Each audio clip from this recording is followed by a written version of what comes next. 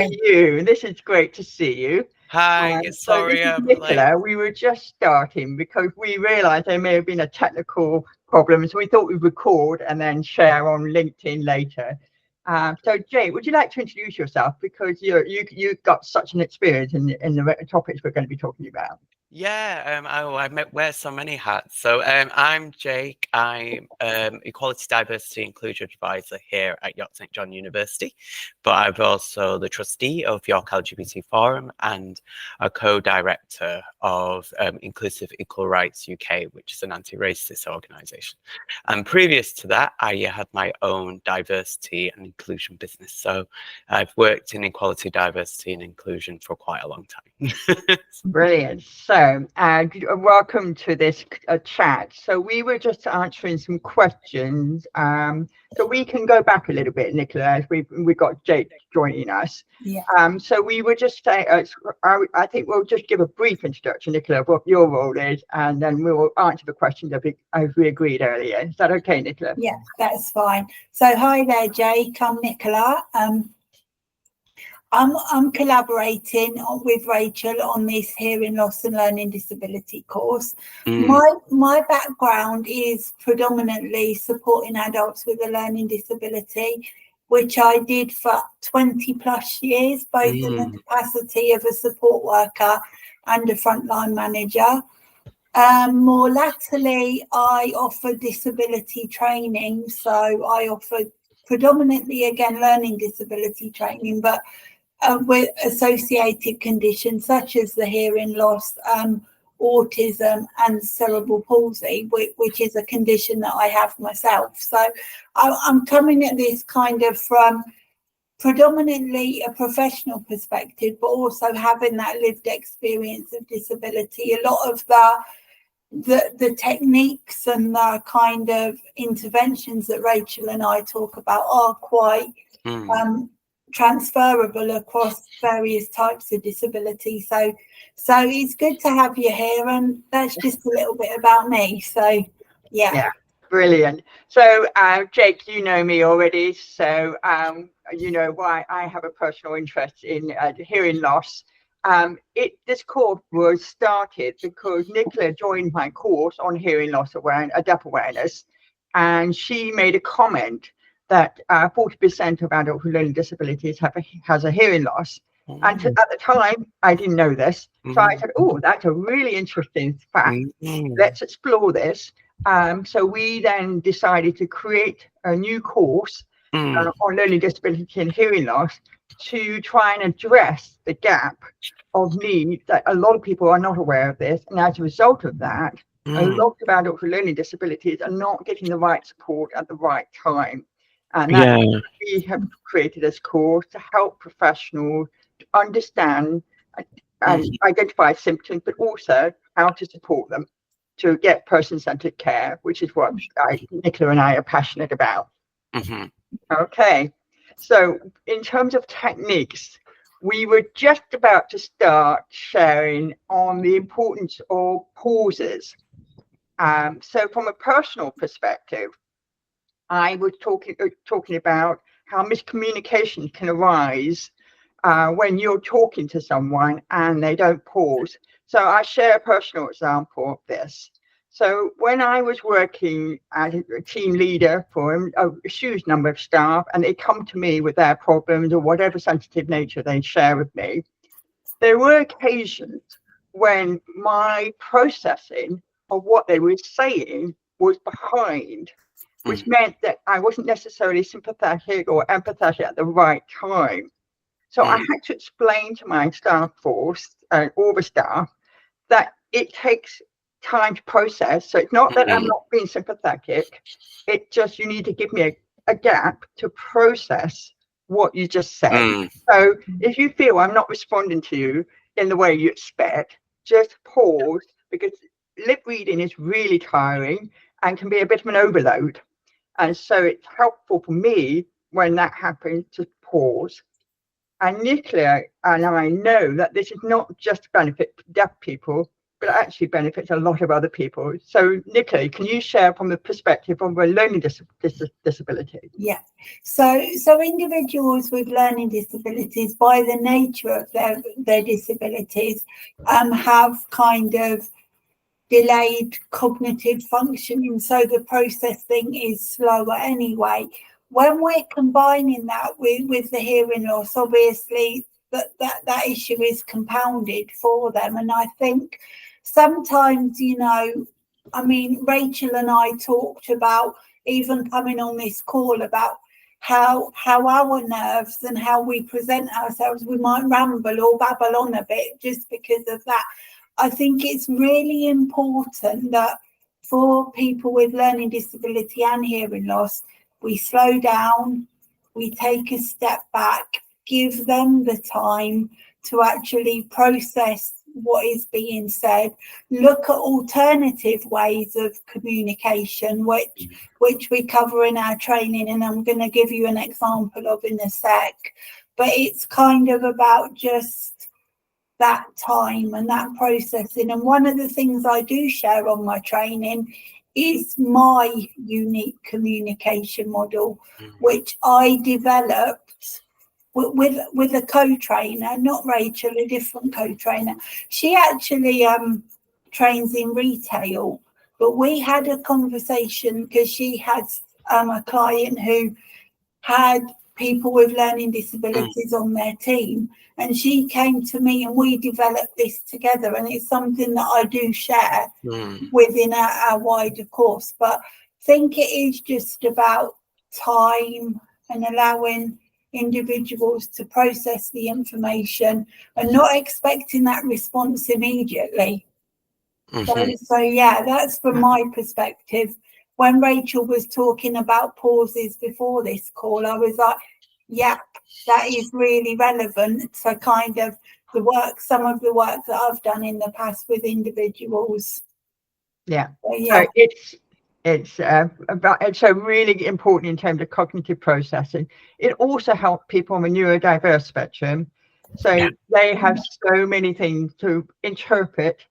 They need to set at that time to be able to interpret the information that they're seeing and hearing.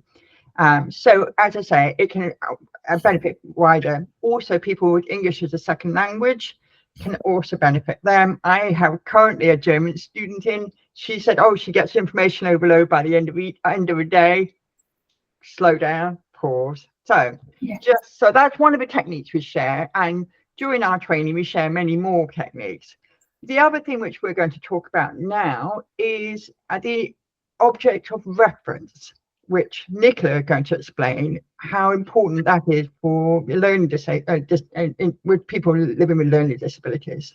So there are a number of techniques that we share on our wider course, but we automatically assume when we're talking about hearing loss and or learning disability, kind of signing. But the issue that I think we have with signing within the social care sector more generally is that staff come in, and unless they've had that prior experience, that they have to kind of wait for training on signing or pick it up as they go along. What I found working with people with learning disabilities is that objects of reference are really good. So I've got a doorbell. The perfect thing about objects of reference is they're just things that are around the house that we can attach certain meanings to. So I've got a couple of examples here. I've got my sponge, which people that I've supported in the past, that has indicated a bath or a shower, depending on their preference. And my keys, which generally means to some people, we're going out for a drive, for example. And I think what is kind of is really important is using those objects as a tool is really useful. But also I think that what we need to be aware of is different individuals attach different meanings to different things. So it's predominantly what I say in any of my training courses is about getting to know the individual first. And I think that that is at the core of all the training both Rachel and I deliver collectively and individually. So it's about getting to know individuals, what they need, what their preferences are, and taking it from there. But certainly items around the house are really useful. And like I say, people can attach meanings to those and it can aid communication. Yeah, absolutely. Yeah. So very much about not making assumptions, getting to know individuals and using the objects of reference if that's applicable to them, and also making sure they know what the meaning is. So yeah, can I just add something very quickly, Rachel and Nicola, to that?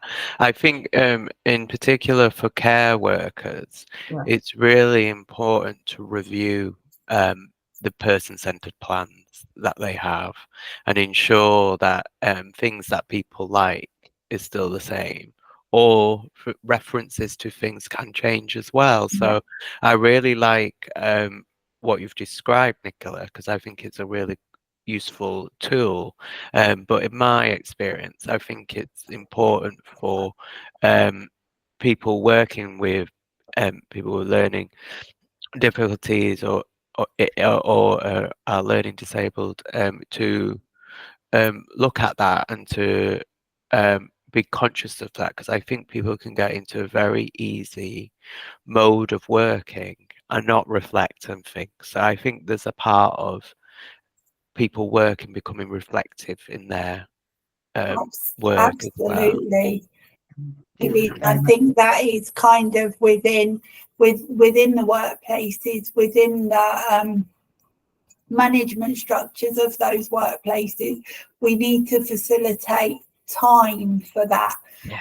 Bizarrely enough, yesterday I was saying to Rachel earlier, I was facilitating a different session from this one, but there were pauses integrated into my session plan for reflection, and a couple of the delegates did say to me that was really useful, because sometimes on a day-to-day we don't always get that opportunity unless we find it consciously for ourselves. So that is a really pertinent point and something that we need to integrate into all of our ways of working, and obviously the reviews of our support plans as well. Yeah.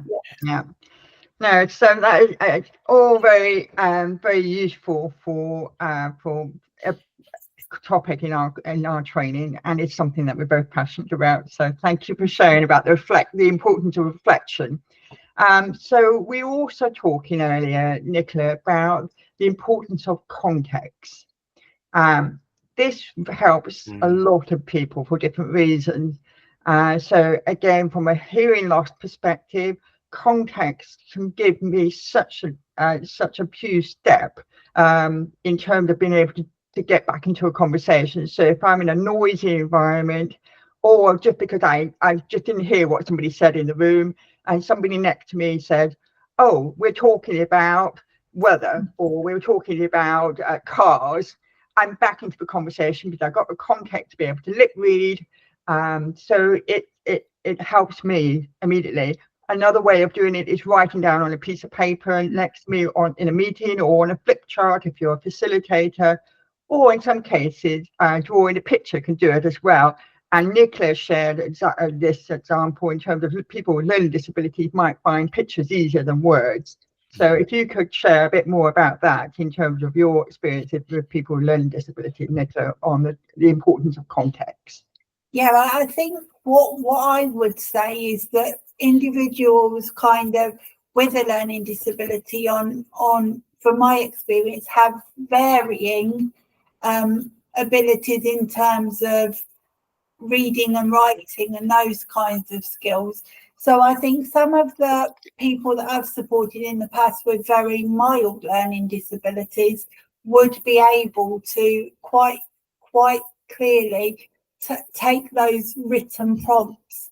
But some people with more profound disabilities might need different techniques. they might need a picture as a prompt. They might need kind of somebody to kind of almost take them away from the situation, again, because of that overstimulation, and maybe sort of explain to them a different way, or kind of, so there are a number of things with people with learning disabilities that we could employ, but I think always having that context is really important.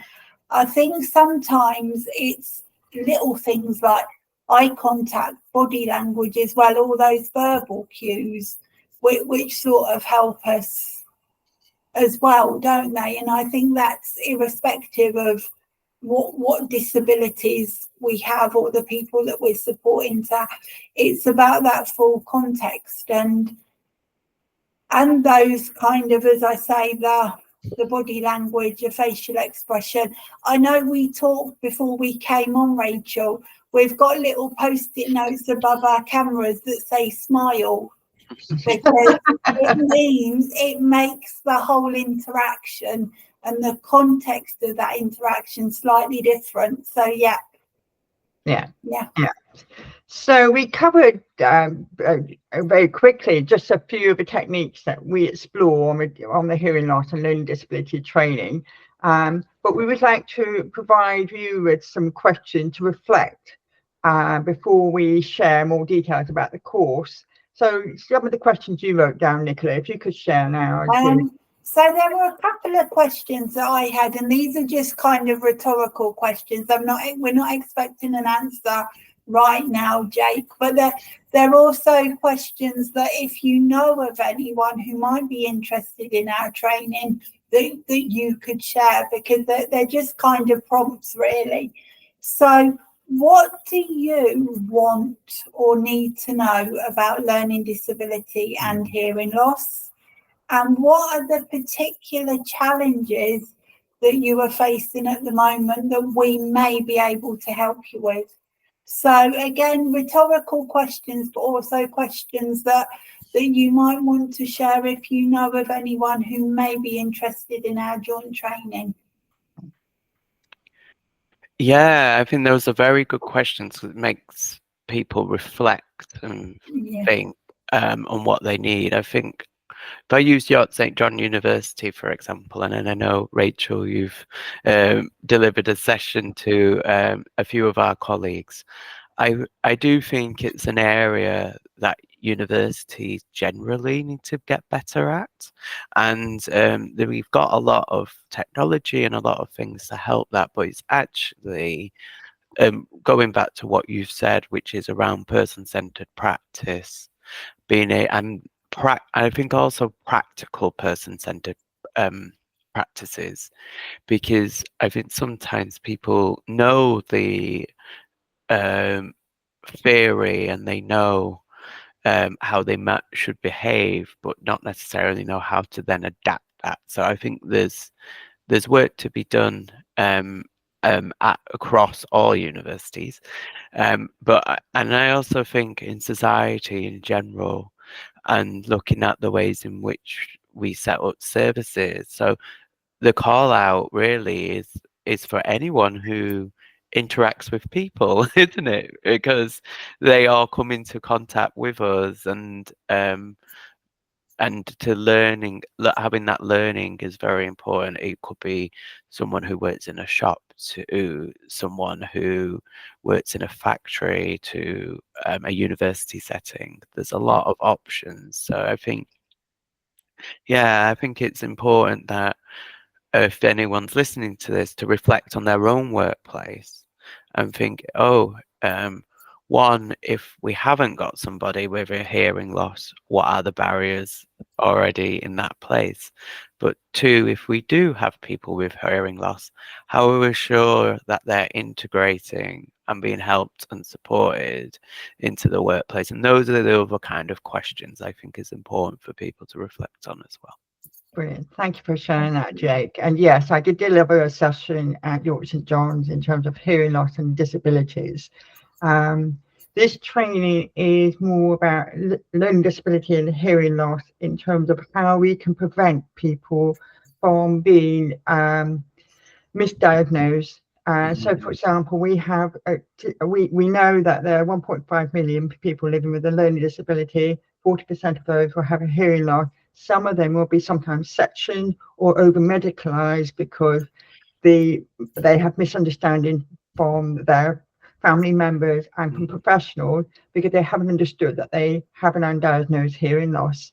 And hearing loss is scary enough for anyone going through a change of hearing, because it can be confusing, it can be very isolating. But if you have learning disabilities who are already limited in some of the communication tools available, they're more likely to be misinterpreted, which is why we really want this training to be shared with professionals who work with adults with learning disability and family members, so we can help them to avoid those misunderstandings occurring. And we've shared techniques and tools, but we also share how to spot the symptoms in this training. So if you could, if there's anyone you know in your circle who you think this applies to, that'd be really, really helpful. Thanks, Rachel. That's very good, and I'll have a think and reflect. Yeah. We can always do introductions as well. So it's a very important topic, and it's something I don't think has been looked at in great detail. So I think there's a uniqueness here as well. So yeah.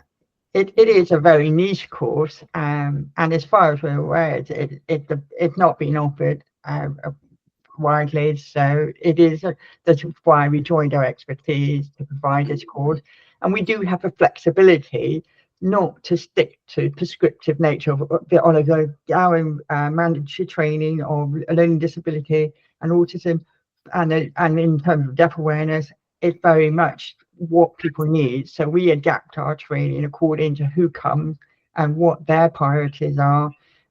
So if they have questions that we can't answer at that very moment, we certainly get back to them. And that's what I'm really pleased about this training, is that it's really very much tailored to who we get in the room.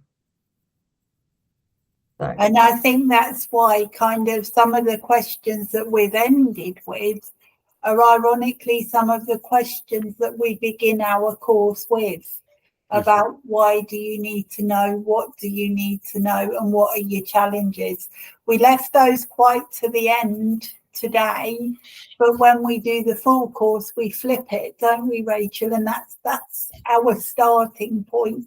And again, we have a plan, but that plan is very flexible in terms of who is sitting in front of us and what problems they have, and how we can use our joint experience to help solve those. We can't promise every time we'll get the right answer, but the more people we have in the room, the more suggestions we get, and that there are things that, I mean, as you said, Jake, people are people, so there is always that degree of trial and error as well, but also that getting to know people, the communication, the person-centeredness. So it's about that holistic approach to finding that solution, isn't it? Yeah. Okay. So thank you very much, Jake, for attending. We will share the details on LinkedIn about this topic, miscommunication and communication. If you're able to tag people that you think might be interested, that'd be fantastic. And you're very welcome to come to our training next week if you're free. We do have some free places, because on the provider that you share through your network and recommend us. And the training is not rigid in terms of 10 to 4. So if we feel that everybody got enough information to go away with, we can finish earlier. So it's about making sure people have the tools and techniques that they want to take away with them that day. So, okay, so thank you so much for coming.